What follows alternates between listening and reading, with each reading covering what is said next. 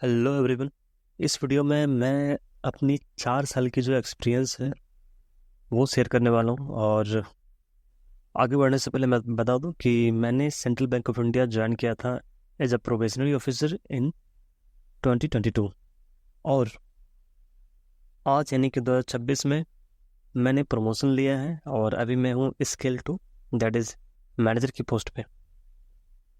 और इस वीडियो में मैं सारा कुछ बताने वाला हूँ। वर्क लाइफ बैलेंस, टारगेट क्या रहता है, प्रेशर कितना होता है, पोस्टिंग लोकेशन क्या होती है, ब्रांच की लाइफ, करियर ग्रोथ, सब कुछ। तो आगे बढ़ने से पहले सबसे पहले मैं बताता हूँ कि जब मैंने ज्वाइन किया था सेंट्रल बैंक ऑफ इंडिया, तो देखो 2022 में मेरी ज्वाइनिंग हुई थी, जुलाई। और उस टाइम सेंट्रल बैंक जो है वो ट्रेनिंग करवाता था CBOTC में, यानी कि central bank officers training college. और मेरी ट्रेनिंग हुई कोलकाता CBOTC में। अभी ये लोग ट्रेनिंग करवाते हैं CLD में। तो फिर इस कोलकाता में 21 डेज की ट्रेनिंग हुई। और ट्रेनिंग के बाद आपको शेड्यूल दिया जाता है और उस शेड्यूल के तहत आपको 1 साल का OJT करना होता है, यानी कि on the job training. On the job training में क्या होता है कि डिफरेंट डिफरेंट ब्रांचेस आपको जाने होते हैं एज पर द शेड्यूल। ठीक है, किसी ब्रांच में आपको 8 वीक्स स्पेंड करना होता है, किसी ब्रांच में आपको 12 वीक्स स्पेंड करना होता है, या कभी आपको रीजनल ऑफिस भेजा जाता है। तो इसी तरह का ये शेड्यूल रहता है। तो उसी तरह मुझे भी शेड्यूल दिया गया था और मुझे दिया गया था 6 मंथ्स का शेड्यूल। और ये जो 6 मंथ्स था, ये ये 6 मंथ्स मुझे भेजा गया मेरे होम स्टेट में। फिर after completion of 6 months further हम लोगों को बुलाया गया CBOTC ट्रेनिंग के लिए। और फिर जब CBOTC में ट्रेनिंग हुआ तो फिर सभी को शेड्यूल दिया गया फर्दर 6 मंथ्स का। और फिर ये 6 मंथ्स जो है मुझे वेस्ट बंगाल भेजा गया। और वेस्ट बंगाल बंगाल में मुझे काम करना था कोलकाता में 3 महीने के लिए। मैं कोलकाता में रहा, कोलकाता रीजनल ऑफिस में रहा 3 महीने। फिर कोलकाता मेन ऑफिस, वहाँ रहा मैं। और फिर लास्ट जो OJT था मेरा, वो हुआ हल्दिया ब्रांच में। तो इसी तरह करके मेरी 1 साल OJT की वो कंप्लीट हो गई। और फिर आप लोगों को फर्दर बुलाया जाता है CBOTC, यानी कि फिर मुझे फर्दर बुलाया गया CBOTC। जो 1 साल का जब आपका OJT कंप्लीट हो जाता है तो आपको फिर से CBOTC बुलाया जाता है। और फिर मुझे CBOTC बुलाया गया, वहाँ फिर मेरी 2 वीक की ट्रेनिंग हुई। और 2 वीक की ट्रेनिंग होने के बाद आपकी जो है फाइनल पोस्टिंग आती है। तो उसी तरह मेरी फाइनल पोस्टिंग आई। और जब फाइनल पोस्टिंग मेरी आई तो आई वॉज शॉक्ड। और इन्होंने मुझे भेज दिया अपर आसाम रीजन।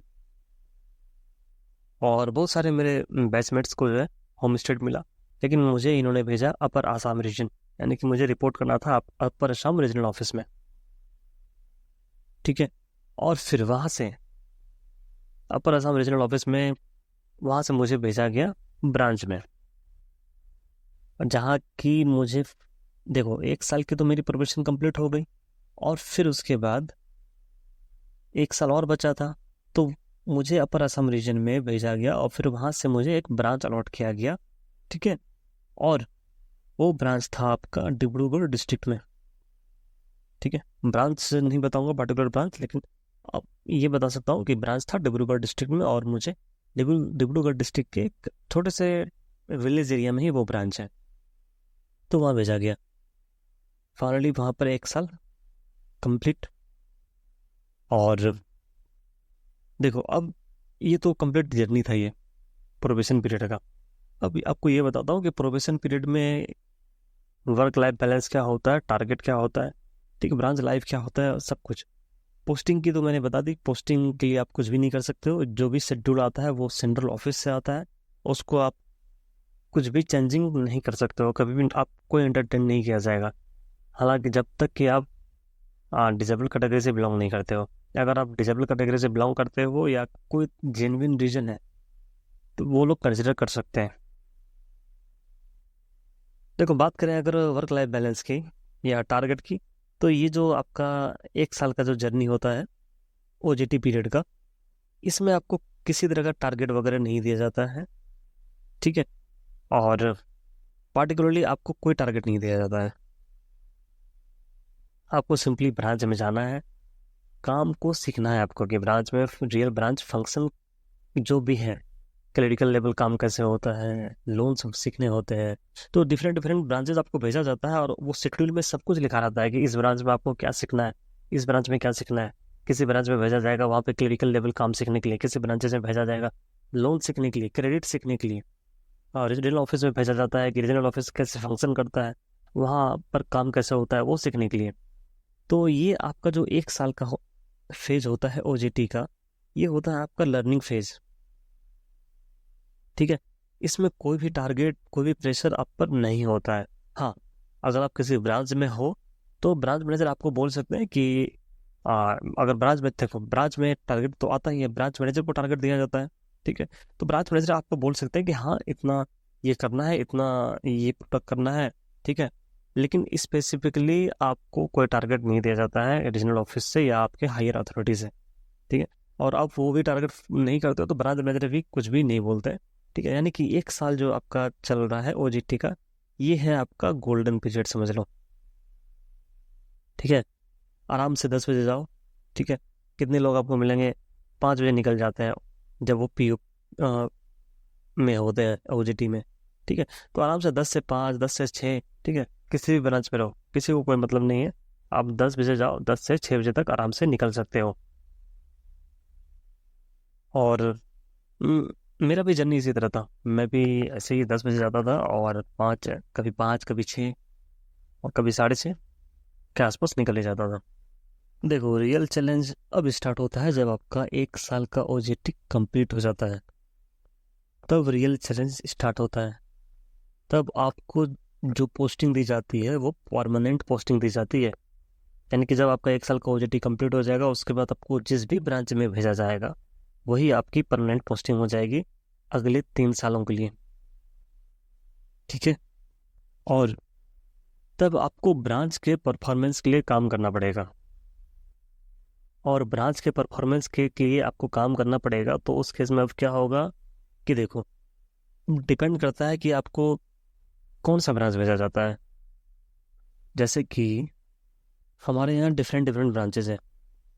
जैसे एक है आपका स्केल 2 ब्रांच, जिसको कि हम लोग मीडियम ब्रांच बोलते हैं। स्केल 2 ब्रांच में आपको scale 2 as a branch head देखने को मिलेगा। यानी कि यहाँ जो ब्रांच हेड होते हैं वो मैनेजर होते हैं। ठीक है, यानी कि स्केल 2 के जो ऑफिसर होते हैं उनको ब्रांच हेड बनाया जाता है यहाँ पर। फिर स्केल 3 ब्रांच जो कि लार्ज होता है हल्का, स्केल 4 ब्रांच, स्केल 5 ब्रांचेस। तो आपको किसी भी ब्रांच में भेजा जा सकता है, किसी भी ब्रांचेज में पोस्टिंग दी जा सकती है after completion of 1 year OGT. और जो ये स्किल जो ब्रांचेस का बढ़ रहा है, ठीक है, उस हिसाब से आपको वहाँ पर काम भी ज़्यादा देखने को मिलेगा। ठीक है, और स्केल 1 ब्रांचेस भी होते हैं बट बहुत ही कम होते हैं, रेयर। ठीक है, तो जैसे जैसे ब्रांचेस का स्केल बढ़ता जाता है ना, वहाँ पर काम का जो लेवल है वो भी बढ़ता जाता है, वर्कलोड भी बढ़ता जाता है। तो जो टाइमिंग है कि 10 बजे गए 6 बजे निकल जाते हैं कोई, या कोई 10 बजे गए 8 बजे घर आ रहा है, वो डिपेंड करता है ब्रांच पर। ठीक है, और कभी कभी ऐसा भी होता है कि आपका ब्रांच छोटा है लेकिन फुटफॉल इतने ज़्यादा हैं, कस्टमर्स इतने ज़्यादा हैं, काम इतना ज़्यादा है कि आपको स्केल 2 ब्रांच में भी आपको 8 बज जाता है रात के। तो थिंग्स अबाउट ये सब बाद में डिस्कस करते हैं। सबसे पहले ये बता दो कि आपकी पोस्टिंग इन सब में से हो सकती है, नहीं तो आपको रीजनल ऑफिस में भी रख सकते हैं ये लोग। ठीक है, तो अब आपकी अगर पोस्टिंग हो गई, और अगर आपको पोस्टिंग हो गई और आप ब्रांच में रिपोर्ट किए और आपका जो ब्रांच हेड है उन्होंने अगर आपको बना दिया ऑपरेशन ऑफिसर या ऑपरेशंस इंचार्ज, अगर ऑपरेशन इंचार्ज बना दिया तब तो खेल खत्म आपका। तब क्या है कि ऑपरेशन से रिलेटेड जितना चीज़ है, जितनी भी टारगेट्स वगैरह है, सब के लिए आपको कॉल आएगा। अब यहीं से स्टार्ट होता है टारगेट एंड वर्क प्रेशर। मेरी बात की जाए, ठीक है, तो मैं पोस्टेड था स्केल 2 ब्रांच में, और यहाँ पे फुटफॉल बहुत ही कम था। ठीक है, अब क्या होता है कि देखो ये लोग डेली के डेली टारगेट देते थे। आप जब मॉर्निंग में उठोगे तो आपके उठने से पहले जो आपके रीजनल मैनेजर हैं, जो आपके आरएम हैं, ठीक है, आप लोगों का एक व्हाट्सएप ग्रुप रहता है। उठने से पहले ये ग्रुप में जो है टारगेट मैसेज कर देते हैं कि आज का टारगेट, टुडेज टारगेट, और फिर PMJJBY 25, PMSBY 30, account 15, current account 5, मतलब ऐसे करके डेली टारगेट ये लोग देते हैं। और ये टारगेट आपके सुबह उठने से पहले आपका आरएम जो है आपके ग्रुप में ये मैसेज भेज देगा कि आज जितना टारगेट करना है। अब बताओ कि रोज रोज ये इंसान कहाँ से PMJBY करवाएगा, कहाँ से अकाउंट इतना खोल के लाएगा। और ये टारगेट सुबह दिया और शाम में आपको ग्रुप में जो है व्हाट्सएप ग्रुप में, उसी व्हाट्सएप ग्रुप में रिपोर्ट भेजना होता है। ठीक है, और अगर टारगेट अचीव नहीं हुआ तो फिर क्या करते हैं ये लोग, आरएम सर जो है वो लेते हैं गूगल मीट आपकी। ठीक है, और गूगल मीट में आपसे पूछा जाएगा कि क्यों टारगेट पूरा नहीं हुआ। पूछते थे ये लोग कि टारगेट क्यों पूरा नहीं हुआ, क्या करते हो ब्रांच में बैठ करके। अगर आप बोलोगे सर कस्टमर नहीं आया, तो बोलते हैं कि कस्टमर नहीं आया तो तुम ब्रांच में क्यों बैठे हुए, बाहर जाओ, बाहर निकलो। ठीक है, बैठने के लिए बैंक पैसा नहीं देती है, बैंक सैलरी नहीं देती है बैठने के लिए। तो ऐसे मतलब वो, और अगर गूगल मीट से इन्होंने देखा कि गूगल मीट करने का कोई फ़ायदा नहीं है, ये लोग फिर भी टारगेट अचीव नहीं कर रहे हैं, तो फिर ये लोग क्या करते हैं, रिव्यू मीटिंग करते हैं। रिव्यू मीटिंग के लिए बुलाते हैं रीजनल ऑफिस सभी को, जितने भी ऑपरेशन इंचार्ज है। और रीजनल ऑफिस में बुलाते हैं। ठीक है, कभी ये लोग क्या करते हैं, कोई होटल बुक कर लेते हैं। ठीक है, होटल में रिव्यू मीटिंग करवाते हैं, या किसी का रीजनल ऑफिस अगर बड़ा है तो वहाँ पे रीजनल ऑफिस में ही रिव्यू मीटिंग करवाते हैं। तो मेरे केस में क्या था कि ये लोग होटल में ही रिव्यू मीटिंग करवाते थे। तो होटल में रिव्यू मीटिंग कराने का प्रॉस भी है, कॉन्स भी है। देखो सबसे पहले प्रॉस की बात करते हैं। जाओगे यहाँ से आप, अगर किसी रूरल एरिया में हो तो 2 दिन के लिए कम से कम आपको ब्रांच से छुट्टी मिलेगी। ठीक है, जाओ, थोड़ा एंजॉय करने का मिलेगा। होटल जाओगे, सब तरह का अकोमोडेशन वगैरह सब कुछ प्रोवाइड करेंगे ये लोग। फिर जहाँ पे रिव्यू मीटिंग होनी है वहाँ पे लंच वगैरह बेहतरीन सुविधा मिलता है, सब कुछ टॉप नॉच। फिर रिव्यू मीटिंग में क्या करते थे ये सभी को नाम, ब्रांच के नाम पुकार के बारी बारी से बुलाते थे अपने पास। ठीक है, जैसे ये आराम बैठे हुए यहाँ पे टेबल पे, और यहाँ पे चेयर्स लगा हुआ है, तो सभी को यहाँ पे बुलाते थे और सबको सामने खड़ा करके पूछते थे। सबके सामने खड़े करके आपसे पूछते थे क्यों नहीं हुआ, हो जाएगा। ठीक है, और अपने मन से लिखवा लेते थे जबरदस्ती कि कितना होगा, ये कितना PMJBY करोगे, कितना APY करोगे, कितना SBY करोगे। ठीक है, और फुलफिल बोलते थे कि अगर जितना तुमने कमिटमेंट दिया है अगर उतना फुलफिल नहीं हुआ तो मेमो चला जाएगा, देख लेना। ऐसा ऐसा प्रेशर देते थे ये लोग। तो देख लो, प्रेशर है, टारगेट इज रियल। मैं स्क्रीनशॉट भी शेयर कर सकता हूँ व्हाट्सएप ग्रुप का, लेकिन वो शेयर नहीं करना चाहिए। इस तरह का सीन है। अब अकाउंट की बात करें तो रोज डेली डेली आप अकाउंट कहाँ से लाओगे, इतने अकाउंट अगर आपके ब्रांच में कस्टमर्स नहीं आ रहे हो। बाहर, देखो ऐसा नहीं कि बाहर नहीं निकलता था मैं, बाहर भी जाता था, लेकिन बाहर से कितना, एक ही जगह से आप कितना लाओगे। ठीक है, तो ये जो ऊपर बैठे हैं ना मैनेजमेंट, वो लोग नहीं सुनने वाले हैं। ठीक है, उन लोगों को सिर्फ चाहिए कि टारगेट उनका अचीव हो रहा है या नहीं हो रहा है। अगर टारगेट अचीव नहीं हो रहा है तो आपको गाली सुनना पड़ेगा, दैट्स इट।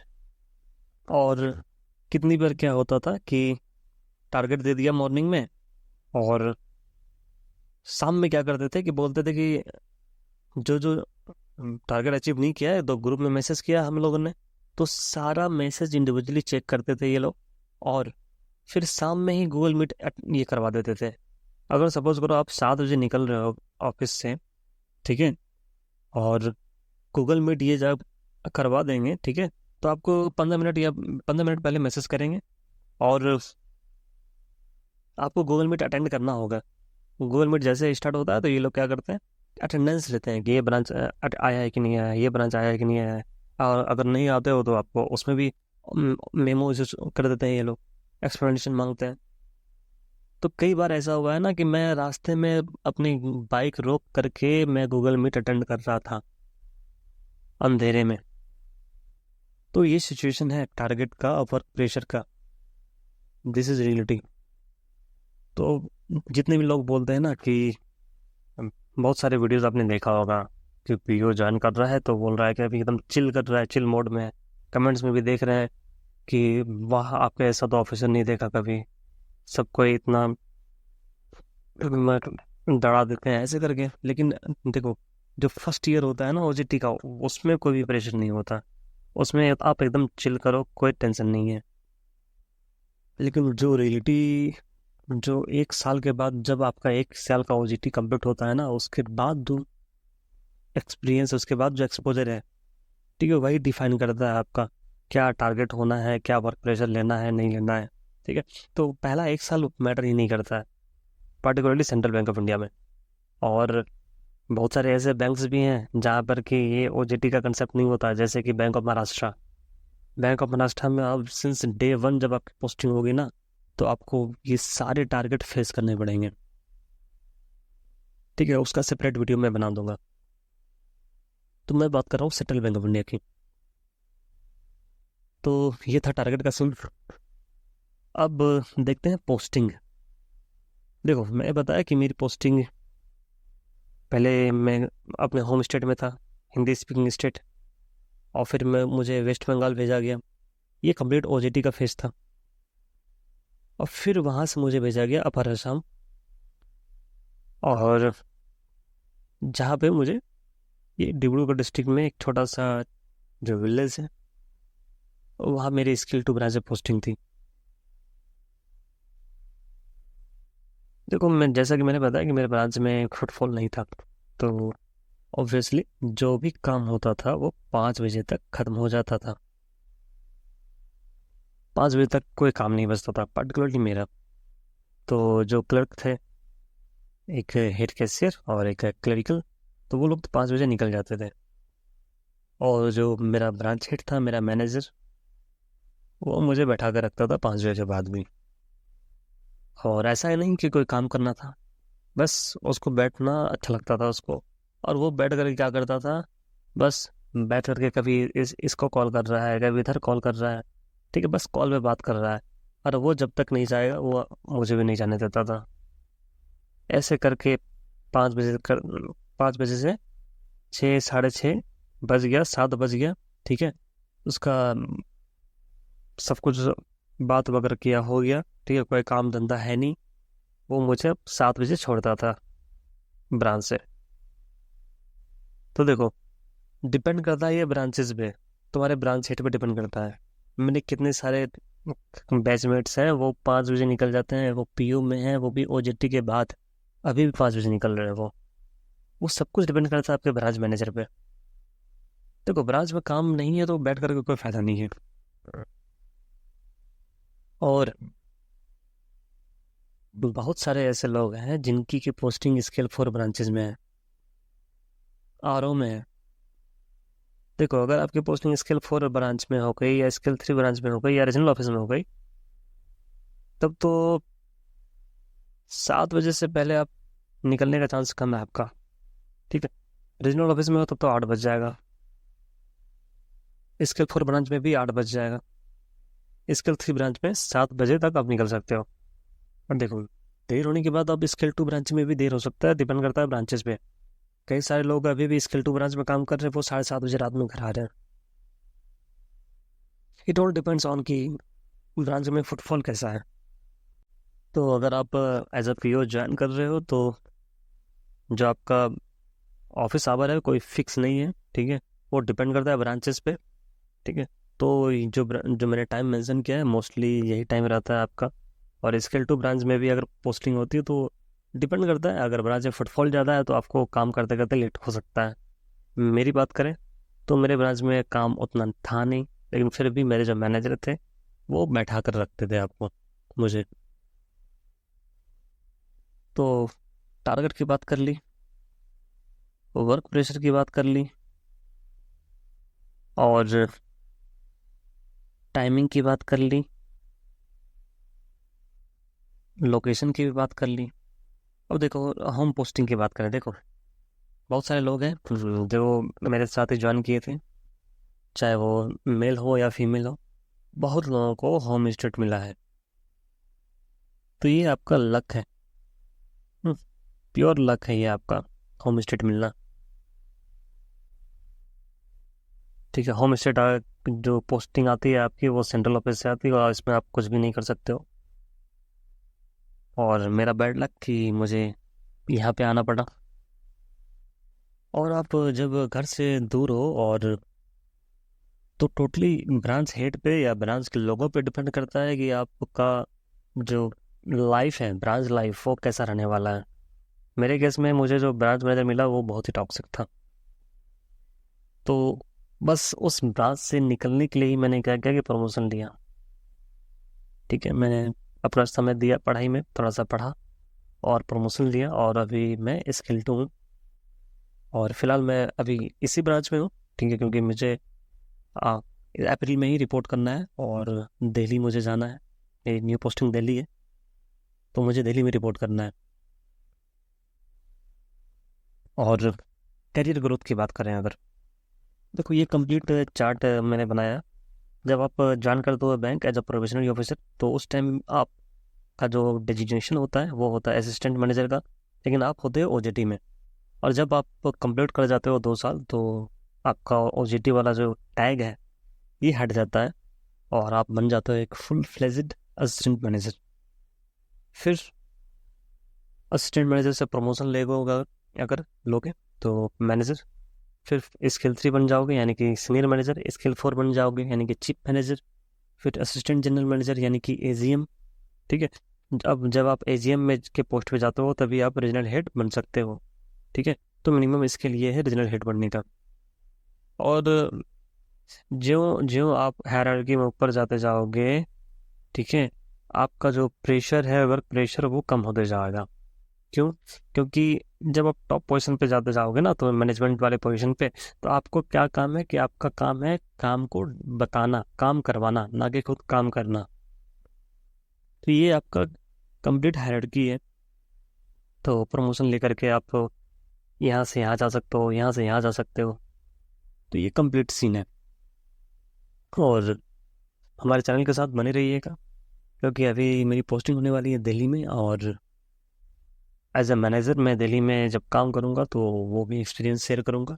और भी बैंकिंग रिलेटेड जो भी चीज़ें मैं अपने चैनल पर डालता रहता हूँ। और मुझसे जुड़ने के लिए टेलीग्राम चैनल में जुड़े, टेलीग्राम ग्रुप से जुड़े, जिसका कि लिंक मैं यूट्यूब के प्रोफाइल पेज पे दिया हुआ हूँ और कमेंट में भी डाल दूँगा। और नेक्स्ट वीडियो आने वाला है क्लरिकल के लिए, कि जो क्लरिकल होते हैं उनका क्या टारगेट होता है, क्या वर्क प्रेशर होता है, ठीक है, क्या उनका सारा जॉब प्रोफाइल में बताने वाला है। सो मिलते हैं हम लोग फिर नेक्स्ट वीडियो में।